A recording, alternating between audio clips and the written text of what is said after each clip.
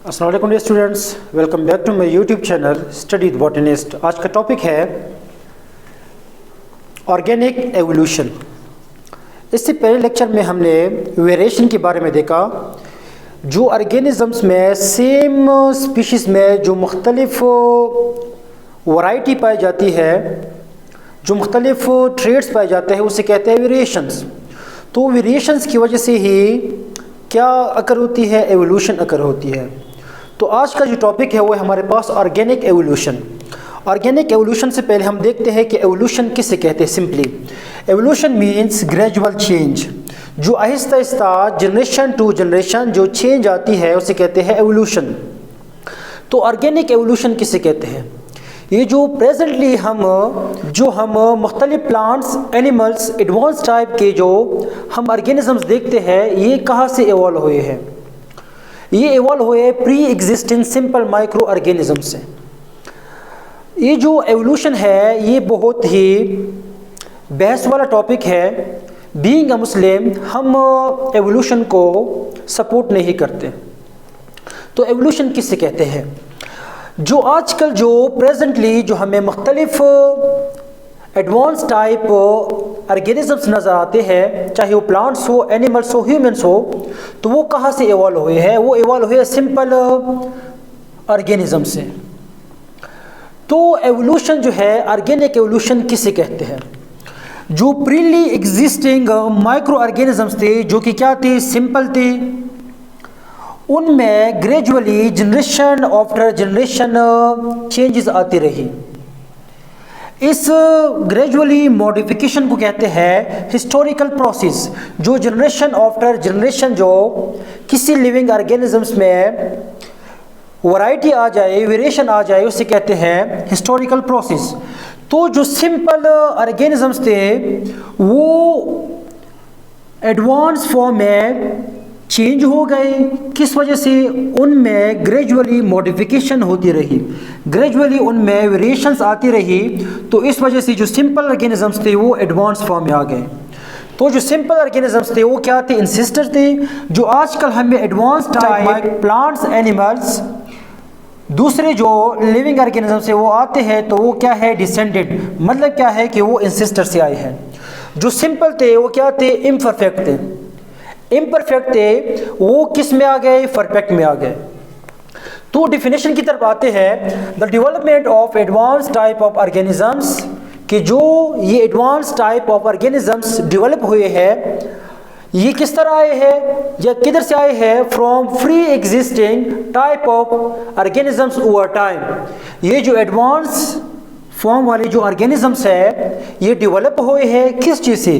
Free existing, जो पहले मौजूद थे ऑर्गेनिजम्स, सिंपल माइक्रो ऑर्गेनिजम्स, उनसे आए हैं। किस तरह? उनमें ग्रेजुअली मॉडिफिकेशन होती रही।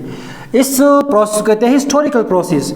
तो जो सिंपल ऑर्गेनिजम्स है ये एडवांस फॉर्म में आए हैं, इसे कहते हैं ऑर्गेनिक एवोल्यूशन।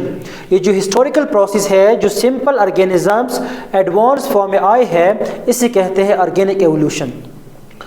तो variations and natural selection leads to evolution. Evolution जो है, ये जो एडवांस फॉर्म में आए हैं, ये इतना इजीली या 2-3 साल में नहीं आए हैं, बल्कि जनरेशन आफ्टर जनरेशन इनमें चेंज आती रही। तो क्या बने हैं? ये एडवांस फॉर्म बने हैं, एडवांस टाइप ऑफ ऑर्गेनिजम्स बने हैं। तो हमेशा याद रखें एवोल्यूशन जो है ये वेरिएशंस एंड नेचुरल सिलेक्शन की वजह से आती है। एवोल्यूशन जब तक किसी ऑर्गेनिज्म में वेरिएशन ना आ जाए तो एवोल्यूशन नहीं आ सकता, क्योंकि एवोल्यूशन क्या है? ग्रेजुअली चेंज है। तो जब वेरिएशन अकर होगी तो क्या आएगा? आगे एवोल्यूशन आएगा। तो सबसे पहले एवोल्यूशन का कंसेप्ट हमें किसने दिया था? First concept of natural selection was given by Charles Darwin, जो कि एक इंग्लिश नेचुरलिस्ट था। चार्ल्स डार्विन जो है 1809 को पैदा हुए हैं, 1882 को वफात पा गए हैं। तो सबसे पहले जो प्रेजेंटेड द एविडेंस, जो सबसे पहला एविडेंस जिसने दिया था to support that the evolution of new organisms does occur. सबसे पहले कंसेप्ट चार्ल्स डार्विन ने दिया था। इसने एक एविडेंस पेश किया था, प्रेजेंट किया था, जो कि ये सपोर्ट करता था कि एवोल्यूशन जो है वो न्यू ऑर्गेनिजम्स में हो सकती है। तो सबसे पहले एवोल्यूशन का कंसेप्ट चार्ल्स डार्विन ने दिया था। कब दिया था? इसने एक बुक लिखी थी, बुक का नाम क्या है? Origin of species. कब लिखी थी? 1855 को। उसने इस बुक में एक थ्योरी पेश की। उस थ्योरी का नाम क्या है? Theory of natural selection. Theory of natural selection क्या कहती है? According to this theory, changes in a population occur over time through natural selection। इस थ्योरी के मुताबिक चार्ल्स डार्विन ने जो पेश की थी, चेंजेस इन पॉपुलेशन अकर, के जो पॉपुलेशन है उसमें चेंजेस आती है, अकर हो सकते हैं, चेंजेस आ सकती है। कब? Over time, generation after generation उसमें चेंज आ सकती है। लेकिन चेंज किस तरह आएगी? चार्ल्स डार्विन ने कहा था कि थ्रू नेचुरल सिलेक्शन। नेचर उनको सेलेक्ट करेगा, इन्वायरमेंट उनको सेलेक्ट करेगा। जिस ऑर्गेनिजम्स के अंदर बेस्ट वैरायटी होगी, बेस्ट ट्रेड होंगे, वो उस इन्वायरमेंट में सर्वाइव कर सकेगा। जिसमें बेस्ट ट्रेड, बेस्ट वेरिएशन नहीं होगी, वो उस इन्वायरमेंट में सर्वाइव नहीं कर सकेगा। तो चार्ल्स डार्विन ने कहा था कि थ्रू नेचुरल सिलेक्शन ही एक पॉपुलेशन में चेंजेस आ सकती है, वेरिएशंस आ सकती है, generation after generation, gradually change. In other words हम कह सकते हैं natural selection is the mechanism of evolution. दूसरे अल्फाज में हम ये कह सकते हैं कि जो नेचुरल सिलेक्शन है वो क्या है? मैकेनिज्म ऑफ एवोल्यूशन है। जो एवोल्यूशन में चेंज आती है वो किस वजह से होती है? मैकेनिज्म क्या है? Through natural selection. तो नेचुरल सिलेक्शन कौन सा प्रोसेस है? Natural selection is the process through which the individuals with better characters, मतलब better variations produce more surviving offspring than the individuals lacking these variations. Natural selection वो process है कि जिसमें वो ऑर्गेनिजम्स जिसके अंदर बेटर कैरेक्टर्स होंगे, बेटर वेरिएशंस होगी, वो बेटर वेरिएशंस के ऑफस्प्रिंग पैदा करेंगे। वो ऑफस्प्रिंग जो है वो इन्वायरमेंट में सर्वाइव कर सकेंगे। क्यों? क्योंकि उसमें बेटर वेरिएशंस है। वो ऑर्गेनिज्म जिसमें बेटर वेरिएशंस ना हो, वो बच्चे आगे जो बच्चे पैदा करेंगे उनमें भी बेटर वेरिएशंस, बेटर कैरेक्टर्स नहीं होंगे। तो ऐसे जो ऑफस्प्रिंग है वो इन्वायरमेंट में सर्वाइव नहीं कर सकते। तो नेचुरल सिलेक्शन वो प्रोसेस है जिसमें वो ऑर्गेनिज्म जिसके अंदर बेटर वेरिएशंस होगी, वो बेटर वेरिएशंस वाले बच्चे पैदा करेंगे, बजाय उसके then the individuals lacking these variations, उन इंडिविजुअल्स की बनिस्बत जिसमें ये बेटर वेरिएशंस ना हो। तो जिसके अंदर बेटर कैरेक्टर्स है उसके जो बच्चे होंगे वो भी बेटर कैरेक्टर्स के होंगे। जिसमें बेटर कैरेक्टर्स ना हो, बेटर वेरिएशंस ना हो, उसके बच्चे भी जो है वो भी बेटर वेरिएशंस के नहीं होंगे। तो इस वजह से क्या होगा? The population gradually includes more individuals with better variations. तो इस वजह से क्या होगा कि आबादी में, पॉपुलेशन में ऐसे इंडिविजुअल जो है आहिस्ता आहिस्ता ग्रेजुअली इंक्लूड होंगे जिसमें क्या हो? बेटर वेरिएशंस हो। तो बेटर ऑर्गेनिजम्स बेटर बच्चे पैदा करते हैं, ऑफस्प्रिंग पैदा करते हैं। तो इस वजह से क्या होता है कि जो पॉपुलेशन है उसमें बेटर वैरायटी के इंडिविजुअल्स शामिल होते हैं, इंक्लूड होते हैं। तो डियर स्टूडेंट्स, आइए देखते हैं how natural selection works. Natural selection works in the following veg. जो पहला वे है हमारे पास है over production.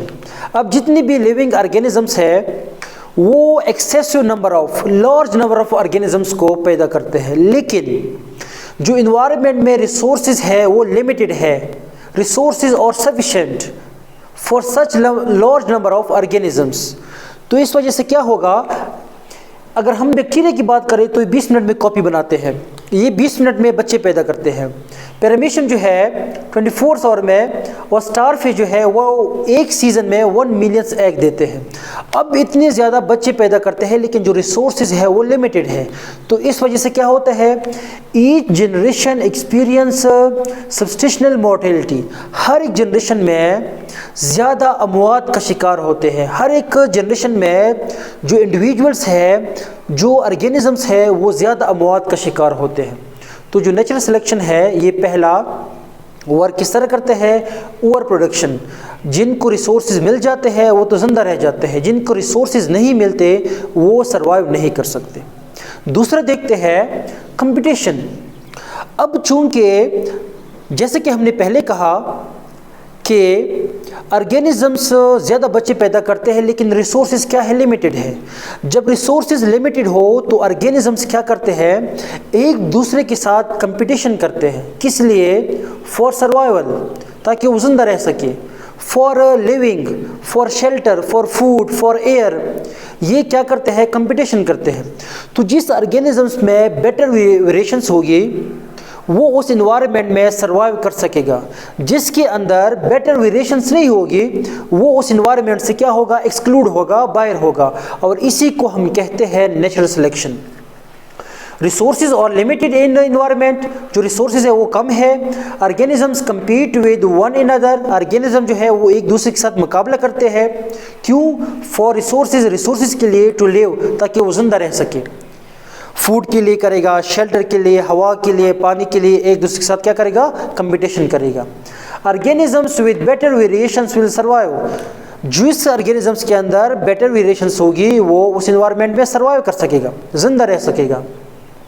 Organisms with poor adaptations, जिस ऑर्गेनिजम्स में पुअर एडेप्टेशंस होगी, बेटर वेरिएशंस नहीं होगी, will exclude from the environment, वो एनवायरनमेंट से ख़त्म होगा।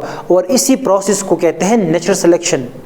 सर्वाइवल ऑफ द फिटेस्ट, जिसके अंदर बेटर वेरिएशंस होगी वो इन्वायरमेंट में सर्वाइव कर सकेगा, जिसके अंदर बेटर वेरिएशंस नहीं होगी वो इन्वायरमेंट से ख़त्म होगा।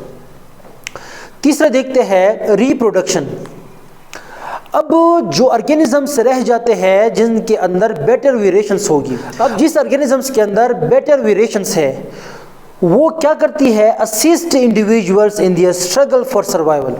वो बेटर वेरिएशन जो है उस ऑर्गेनिजम्स को सर्वाइव, जिंदा रहने के लिए मदद करती है। अब जो बेटर वेरिएशंस है ये आगे जो जनरेशन है उनको ट्रांसफ़र करते हैं। तो पेरेंट्स क्या करते हैं? Pass better variations to their offspring. जिस ऑर्गेनिजम्स के अंदर बेटर वेरिएशंस है वो यही चाहते हैं कि जो हमारे बच्चे हैं उनके अंदर भी क्या हो? बेटर वेरिएशंस हो। तो उनको क्या करते हैं? पास ऑन करते हैं। किस लिए? सो सर्वाइव इन इन्वायरमेंट, ताकि उनके बच्चे भी क्या हो? इन्वायरमेंट में सर्वाइव कर सके। चौथा हमारे पास है स्पेसिएशन। ये जो रिप्रोडक्शन है, जो ऑर्गेनिजम्स बेटर वेरिएशंस के इंडिविजुअल्स पैदा करते हैं, ऑफस्प्रिंग पैदा करते हैं, ये प्रोसेस जनरेशन आफ्टर जनरेशन जब रिपीट हो, when the reproduction process with better variations repeat generation after generation, जब ये generation after generation repeat हो जाए, the new individuals population will have higher proportion of better variations। जो इससे आगे जो individuals पैदा होंगे उनकी जो आबादी होगी उनके अंदर वो बच्चे होंगे जिनके अंदर better variations होगी। एंड इंटायरली चेंज, और ऐसे बच्चे बिल्कुल क्या होंगे? चेंज होंगे उन पेरेंट्स से जिनसे ये आए हैं। ये कब होगा? ये जनरेशन आफ्टर जनरेशन की बात हो रही है। जब जनरेशन आफ्टर जनरेशन ऑर्गेनिजम्स में बेटर वेरिएशंस आती है, जब वो वेरिएशंस बार बार आ जाए तो वो ऑर्गेनिजम्स बिल्कुल चेंज हो जाता है एंड न्यू स्पीशीज इवॉल्व, और एक नई स्पीशी इवॉल्व होती है। और इस प्रोसेस को कहते हैं, दिस प्रोसेस कॉल्ड स्पेसिएशन। तो होप आप लोगों को ये लेक्चर समझ आ गया होगा। इंशाल्लाह नेक्स्ट लेक्चर में मिलते हैं।